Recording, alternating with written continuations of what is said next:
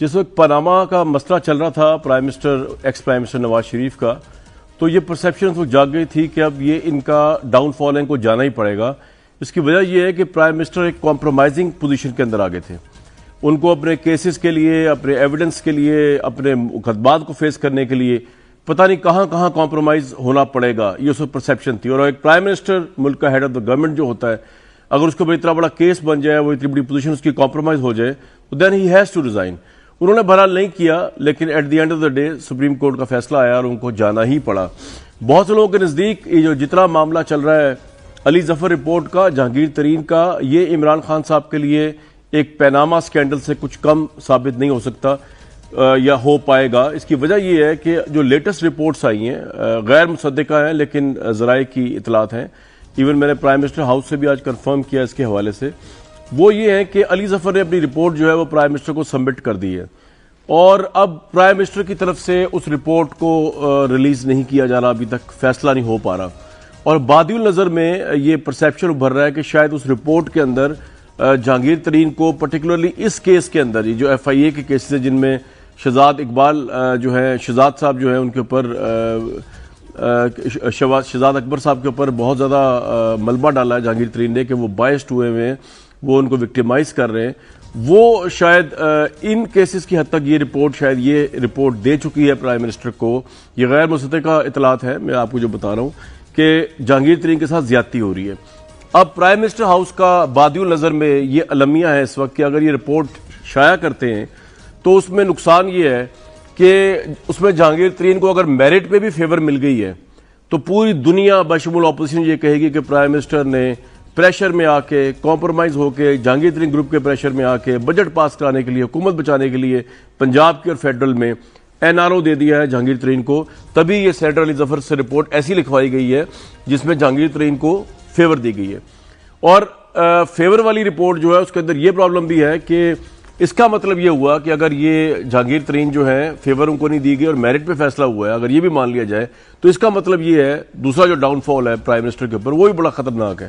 اس کا مطلب یہ ہوا کہ شہزاد اکبر ان کا پورا احتساب جو ہے وہ ایک تماشا ہے، ڈرامہ ہے، اور وہ وکٹیمائز کرنے کی کوشش ہے۔ وہ نہ صرف جہانگیر ترین کو وکٹیمائز کر رہے ہیں بلکہ پوری اپوزیشن کو وکٹیمائز بھی کر رہے ہیں۔ تو یہ گورنمنٹ جو ایک کام کرنے کے لیے آئی تھی اوور ویلملی احتساب کرنے کی، وہ اس رپورٹ کے ذریعے، اس رپورٹ کے باہر آنے سے خود بخود ایک تماشا بن جائے گی۔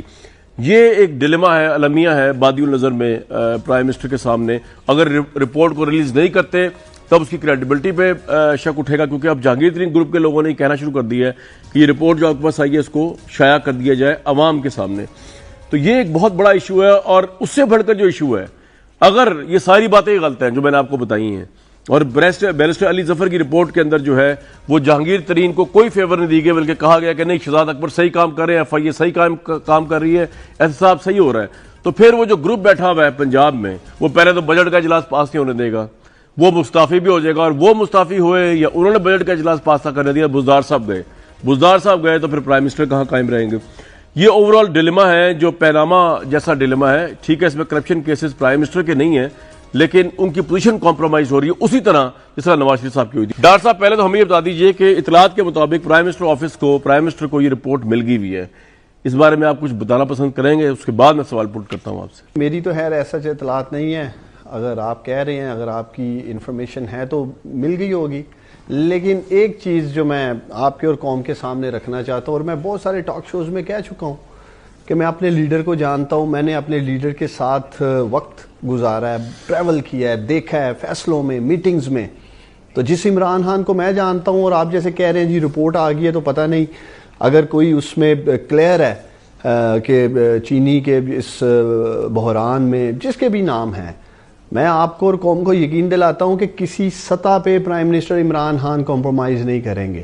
جس شخص نے 22-23 سال سٹرگل رول آف لا کے لیے کی ہو، کیا وہ شخص آج اس طرح سے کسی چیز پہ آ کے کمپرومائز کر جائے گا؟ تو میں اس پہ بات کرنا چاہوں گا آپ پہ، آپ میرے ساتھ اس پہ آرگومنٹ۔ ڈاکٹر صاحب میرا سوال یہ ہے، ڈاکٹر صاحب میرا سوال یہ میری آج ایک ہو جائیں گے سر، میرا سوال یہ ہے کہ میری پرائم منسٹر ہاؤس کے ایک بڑے اہم سورس سے آج بات ہوئی، انہوں نے کہا جی رپورٹ موصول ہو چکی ہے پرائم منسٹر کو، لیکن اس وقت جو ہے وہ ٹینشن یہ چل رہی ہے کہ اس رپورٹ کو اگر شائع کرتے ہیں تو اس کا جو فال آؤٹ ہے وہ گورنمنٹ پہ دونوں لحاظ سے بڑا غلط ثابت ہوگا. اس میں اگر جہانگیر ترین کو غالباً شاید کلیئر کر دیا گیا ہے تو آپ کا پورا احتساب تماشا نظر آئے گا. تو اگر جہانگیر ترین کلیئر ہو جاتے ہیں اس کے اندر تو ایک تو احتساب آپ کا تماشا نظر آئے گا, اور ایک جو ہے وہ لوگ کہیں گے این آر او دے گی. این آر او والی بات کو چھوڑ دیں, اگر اس رپورٹ میں جہانگیر ترین کلیئر ہو جاتے ہیں تو اس کا مطلب شہزاد اکبر سے ریزگنیشن لیا جائے گا. پھر ایسے ہی ہے, انصاف تو یہی ہے. پھر دیکھیں یہ تو فیصلہ وہ لوگ کریں گے جنہوں نے آپ کی پولیٹیکل وزڈم کیا کہتی ہے ڈار بھائی, آپ کی پولیٹیکل وزڈم یہ کہتی ہے. دیکھیں میری پہلے دیکھیں, میں پولیٹیکل کارکن ایک سیاسی ورکر ہونے کی حیثیت سے یہ سمجھتا ہوں کہ اگر جہانگیر ترین کے ہاتھ صاف ہیں تو پھر وہ کلین ہے, وہ نکل جائیں گے. یہاں ہم کوئی ہینڈ پک تو انصاف کر نہیں رہے. نہیں, میرا سوال یہ نہیں ہے سر, میرا سوال یہ نہیں سر. ڈار صاحب میری بات تسلی سن لیں, وہ مجھے نہیں اس کا کوئی انٹرسٹ کسی کو نہیں ہے. اگر ان کے ہاتھ صاف ہے تو نکل جائیں وہ ایف آئی اے کی اس رپورٹ سے, لیکن پھر شہزاد اکبر کا ریزگنیشن تو بنتا ہے نا, کہ نہیں بنتا کہ وہ بھی صحیح ہیں جہانگیر ترین وہ بھی صحیح ہیں. یہ کیسے ہو سکتا ہے؟